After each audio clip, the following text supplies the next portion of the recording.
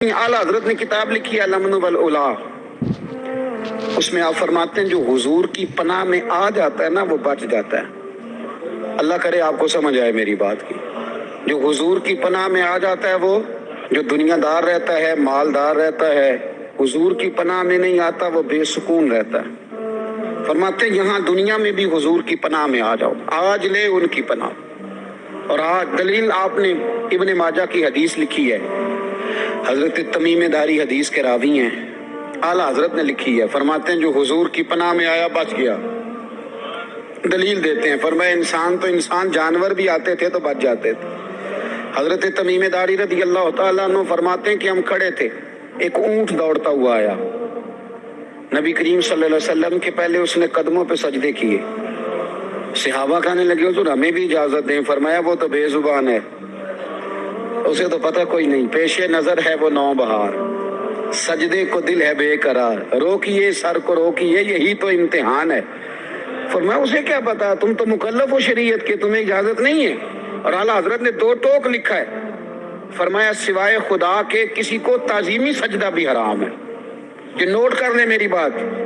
और आला हजरत ने फतावा रज़विया में लिखा है किसी कब्र पे जाओ तो 4 हाथ दूर खड़े रहो। अल्लाह करे आपको समझ आए। कितने हाथ? 4 हाथ दूर खड़े रहो, सूरत फातिहा पढ़ो, दुरूद शरीफ पढ़ो, जिस कब्र पे गए हो उनकी रूह को इसाले सवाब करो, उनके वसीले से दुआ मांगो। आला हजरत फरमाते हैं कब्र को सजदा बिल इत्तिफाक हराम है, तवाफ कब्र का करना बिल इत्तिफाक हराम है, बोसा लेने में इख्तलाफ है कि जायज है कि नाजायज है, लेकिन बोसे से भी चूंकि शक पड़ता है तो फरमाते हैं अहमद रजा की राय ये है कि बोसा लेने से भी बचा जाए। वो आ गया तो इससे अगली बातें करता है, बस खामोश रह, बाअदब रह और पीछे रह। तो हजरत तमीम दारी कहते हैं ये हदीस आला हजरत ने लिखी है अल-अमन वल उला में। फरमाते हैं कि ऊंट ने पहले सजदा किया, कदम चूमे, फिर उसने हुजूर के कान में कोई बात कही। रोजे दे दवाले ने गुलामां दियां टोलियां, एक पिया सुनदा है करोड़ां दियां बोलियां। यानी ऊंट ने बात की तो हुजूर ने वो भी सुन ली। आला हजरत कहते हैं जो पनाह में आता है बच जाता है। कहते हैं रसूल करीम ने ना ऊंट की पुश्त पे हाथ फेरा और अल्लाह के महबूब फरमाने लगे फिक्र न कर, अब तू आ गया है ना तो जैसे तू कहेगा वैसे ही हो जाएगा, जैसे तू कहेगा वैसे ही। इब्ने माजा में मौजूद है, पर मैं चूंकि फाज़िल बरेलवी रहमतुल्लाह अलैह की किताब से पेश कर रहा हूँ अल-अमन वल उला से, तो मैं उसी अंदाज में पेश कर रहा हूँ जिस अंदाज में वहां है। हजरत तमीम दारी कहते हैं कि हमारी समझ में बात कोई ना आई। थोड़ी देर गुजरी तो कुछ लोगों ने हाथों में रस्सियां पकड़ी हैं, खंजर पकड़े हैं, दौड़े आए, या रसूलल्लाह ये हमारा ऊंट है। हजरत तमीम दारी कहते हैं मैंने देखा कि जब वो आ गए ना खंजर लेके तो ऊंट हुजूर के पीछे छुप गया। आज ले उनकी पनाह, आज मदद मांगो उनसे, वो हुजूर के पीछे छुप गया। तो कहते हैं कि नबी करीम सल्लल्लाहु ताला अलैहि वसल्लम ने फरमाया क्या मसला भाई? या रसूलल्लाह हमारा ऊंट है, ज़िबा करने लगे थे दौड़ा है। तो हुजूर फरमाने लगे वो तो तुम्हारी शिकायत कर रहा है। वो कहता है या रसूलल्लाह मैंने बरसों इनकी नौकरी की, बरसों मैंने बड़ी नौकरी की। सही कहता है? या रसूलल्लाह ठीक कहता है। हुजूर अब बूढ़ा हो गया हूँ, थोड़ा ज्यादा बोझ नहीं उठा सकता, तो मुझे ज़िबा करके खाना चाहते हैं, मैं मरना नहीं चाहता। नबी करीम फरमाने लगे अच्छे लोग ये सिला देते हैं। उन्होंने अर्ज की हुजूर आप हुक्म कर दें, हम इसको छोड़ देते हैं या रसूलल्लाह, नहीं ज़िबा करेंगे, खिदमत करेंगे। हुजूर फरमाने लगे नहीं, अब मेरे पास आया है ना, अब मैंने वापस नहीं करना, आज हो गया है, आज ले उनकी पनाह, आज मदद मांगो उनसे, आज हो गया। या रसूलल्लाह फिर रख लें? हुजूर ने फरमाया नहीं भाई पैसे बताओ कितने? या रसूलल्लाह नहीं नहीं कुछ नहीं। नबी करीम अलैहिस्सलाम ने फरमाया नहीं बताओ कितने, बताओ कितने? उन्होंने कहा हुजूर एक दफा रेट लगाया था तो 100 दिनार लगा था। हुजूर ने फरमाया बिलाल दे दो 100 दिनार। 100 दिनार दे दिया। आला हज़रत फरमाते हैं देखो उनकी पनाह में आने की बरकतें कितनी हैं। उनसे कहा तुम जाओ, वो चले गए। हुजूर ने पुश्त पे हाथ फेरा, फरमाया जा तू आजाद है। हजरत तमीम दारी कहते हैं वो पहले गया फिर पलट के आया। उसने नबी पाक के कान में को बात की, कई बातें की, पर मैं एक बात करता हूँ, कई बातें की, एक बात की तो हुजूर रो पड़े। ऊंट चला गया, हमने अर्ज की हुजूर ये क्या कह गया है? तो महबूब फरमाने लगे ये कह गया या रसूल अल्लाह جس طرح آپ نے مجھے چھری سے بچایا ہے، میں دعا کرتا ہوں اللہ آپ کی امت کو جہنم سے محفوظ فرمائے، اللہ جہنم سے بچائے آپ کی امت کو، اس طرح مجھے چھری سے آپ نے محفوظ کیا۔ اعلیٰ حضرت فرماتے ہیں کن چکروں میں پڑے ہوئے ہو، کن چکروں میں؟ پیسوں کی پناہ لیتے ہو، عہدوں کے پیچھے چھپتے ہو، دولت کے پیچھے چھپتے ہو، تعلقات کے پیچھے چھپتے ہو، فرمایا مصیبت آئے گی تو یہ سارے ہٹ جائیں گے۔ اگر پناہ لینی ہے تو مدینے والے محبوب کی پناہ لو، دروازہ رسول پہ آؤ، نبی کریم کی بارگاہ میں جھکو، حضور سے پیار کرو۔ اعلیٰ حضرت فرماتے ہیں محبوب کا ادب کرو، رسول اللہ کی غلامی کرو۔ فرماتے ہیں پھر کے گلی گلی تباہ، ٹھوکریں سب کی کھائے کیوں، دل کو جو عقل دے خدا تو تیری گلی سے جائے کیوں۔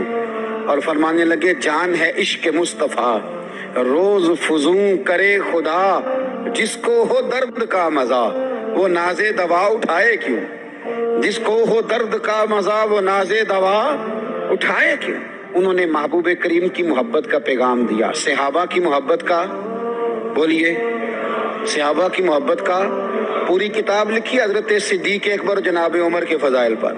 اور مزے کی بات یہ ہے کہ اعلیٰ حضرت نے نا اردو شاعروں میں سے کسی کو توفیق نہیں ہوئی حضور کو شہنشاہ کہنے کی، اعلیٰ حضرت نے کہا میرے نبی شہنشاہ ہیں۔ دلیل کیا دی؟ فرمانے لگے پڑھو ترمذی، حضور نے فرمایا میرے 2 وزیر زمینوں میں ہیں، 2 آسمانوں میں۔ زمین کے 2 وزیروں کے نام ابو بکر اور عمر ہیں، آسمان کے 2 وزیر ہیں جبریل اور میکائیل۔ اعلیٰ حضرت کہنے لگے حضور وزیر تو کسی شہنشاہ کے ہی ہوتے ہیں، پھر کہہ لو نا شہنشاہ۔ تو پھر فرمانے لگے حاجیو آؤ شہنشاہ کا روضہ دیکھو، حاجیو آؤ شہنشاہ کا روضہ دیکھو، کعبہ تو دیکھ چکے اب کعبے کا بھی کعبہ دیکھو، کعبہ تو دیکھ چکے اب کعبے کا بھی غور سے سن تو رضا، کعبے سے بھی آتی ہے صدا، میری آنکھوں سے میرے پیارے کا روضہ دیکھو۔ اعلیٰ حضرت نے ساری زندگی اور صحابہ کرام کی بات کی، اہل بیت کی بات کی، اولیاء کی بات کی، صوفیاء کی بات کی، دفاع کیا سب کا، سب کے شانوں میں لکھا، امت کو بتلایا کہ اپنے بزرگوں سے جڑے رہو گے تو بچے رہو گے۔ اعلیٰ حضرت نے طنز کرنے سے، تنقید کرنے سے، بلا وجہ غلطیاں نکالنے سے اور ایک دوسرے پر لان تان کرنے سے ہمیں بچنے کو کہا۔ اعلیٰ حضرت فرماتے ہیں کوئی علم اگر آ جائے نا تو اس کا معنی یہ نہیں کہ سب کو جاہل سمجھ لینا چاہیے۔ سمجھ آ رہی ہے میری بات کی؟ ہم جس شعبے میں بھی ہوتے ہیں نا سامنے والے کو ان پڑھ ہی سمجھتے ہیں۔ مولویوں کے بارے میں بعض لوگوں کا خیال ہے کہ یہ پتہ نہیں کون سی مخلوق ہے، ان کو کیا پتا دنیا داری کا۔ میں صحیح کہہ رہا ہوں۔ اسی طرح جو میرے شعبے سے تعلق رکھنے والے لوگ ہیں وہ کہتے ہیں شاید سارے تاجر 2 نمبر طریقے سے ہی مال کماتے ہیں۔ یہ ہو نہیں سکتا، ایسا ہو نہیں سکتا۔ ہمیں نا دوسروں کی اہمیت کی خبر رکھنی چاہیے، ہمیں ایک دوسرے سے پیار، ہم طنز کرتے ہیں، تنقید کرتے ہیں۔ فاضل بریلوی منع کرتے تھے، آپ فرماتے ہیں یہ طریقہ درست ہے۔ ہم جب غلطیاں نکالنے پہ جاتے ہیں تو معاذ اللہ اتنا اوپر بن جاتے ہیں کہ معاذ اللہ ثم معاذ اللہ اللہ رسول تک پہنچ جاتے ہیں۔ اعلیٰ حضرت کے زمانے میں ایک شخص نے کہہ دیا نبی پاک کا خیال آئے تو نماز ٹوٹ جاتی ہے۔ عقل ہے نا جی، جہاں مرضی لے جاؤ۔ وہ کہنے لگا جی میں نے خالص اللہ کے لیے پڑھنی ہے نا فلسفہ عجیب، نبی پاک کا خیال آئے تو نماز ہے۔ اعلیٰ حضرت فرمانے لگے تو بڑا ہی پاگل ہے، جب تو کہے گا السلام علیکہ ایھا النبی، خیال آئے گا کہ نہیں؟ فرمانے لگے تو بڑا ہی نادان ہے، جب تو کہے گا اللہم صلی علی محمد وعلی، خیال آیا کہ نہیں آیا؟ فرمانے لگے تو نبی پاک کی بات کرتا ہے، نماز میں تو ابا اماں کا بھی خیال آتا ہے، ربنا اغفر لی ولوالدی۔ فرمانے لگے ربے کے خیال سے نہیں ٹوٹتی تو مدینے والے کے خیال سے کیسے ٹوٹ گئی؟ فرمانے لگے بڑا ہی بیوقوف ہے تو۔ اعلیٰ حضرت فرمانے لگے تو کہتے ہیں حضور کا خیال آئے تو ٹوٹ جاتی ہے۔ فرمانے لگے جب تک حضور کا خیال آئے نہ نماز ہوتی نہیں، جب تک حضور کا خیال نہ آئے نماز ہوتی نہیں، سوال ہی نہیں پیدا ہوتا۔ لوگوں نے کہا جناب وہ کس طرح؟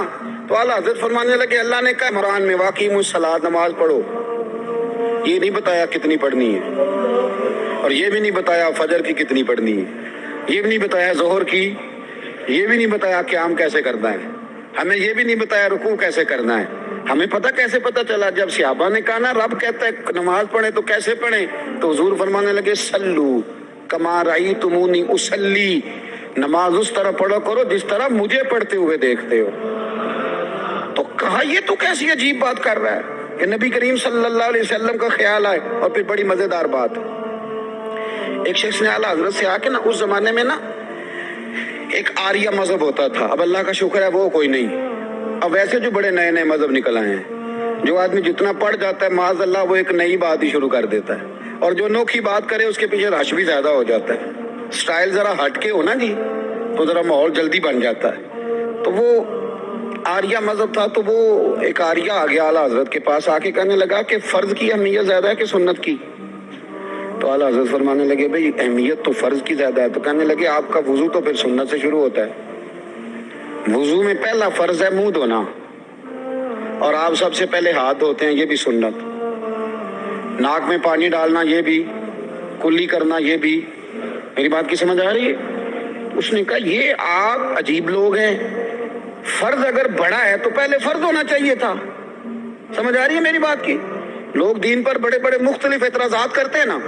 اس نے کہا جی پہلے ہونا چاہیے تھا فرض, تو منہ دھونا فرض ہے, آپ نے گھٹنوں تک ہاتھ دھوئے, اب یہ جو آپ نے ہاتھ دھو یہ بھی سنت, کلی کری تو وہ بھی سنت, ناک میں پانی ڈالا تو وہ بھی سنت, تو آپ تو چوتھے نمبر پہ فرض ادا کر رہے.